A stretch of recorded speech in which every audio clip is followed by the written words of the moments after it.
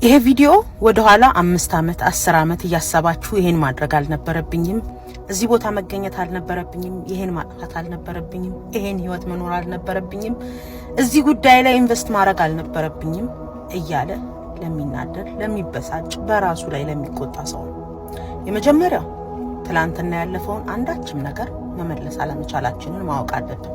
ሁለተኛ ትላንት ያበላሸነውን ነገር የምናስተካክልበት አንድና ብቸኛው መንገድ ነጋችን ላይ በመስራት ነው።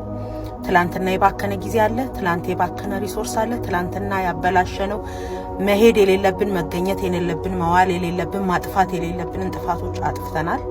እሱን መመለስ አይቻልም። ግን አንድ ነገር ማድረግ ይቻላል። ከዚህ በኋላ ጊዜያችንን፣ ገንዘባችንን፣ ኢነርጂያችንን፣ ፖቴንሻላችንን፣ ፍቅራችንን፣ ህይወታችንን የምናስቀምጥበትን ቦታ አሁን ግን መወሰን እንችላለን። ትላንትን መመለስ አንችልም ማለት ነገን ማስተካከል አንችልም ማለት ግን አይደለም።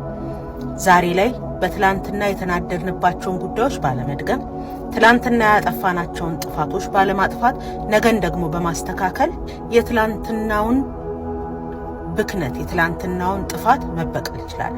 መታዘዝ በመጣ ጊዜ አይደል አለመታዘዝን የምንበቀለው። ስለዚህ አሁን በማስተካከል ብልሽትን እንበቀላለን። በማስተካከል ሮንግ ኢንቨስትመንቶቻችንን ያበላሸናቸውን ታሪኮች፣ ነገሮች፣ ስራዎች እያንዳንዱ ነገሮቻችንን ወደ ኋላ ከመቆጨት ይልቅ ወደፊት ፕላን በማድረግ ነጋችንን ማስተካከል እንችላለን። አሁን ወደ ኋላ ያሰብን የምንበሳጭበት የምንማረርበት ጊዜ ሳይሆን ነጋችን ላይ የምንሰራበት ጊዜ ነው። ትላንት ላይ መልስ ሄዷል።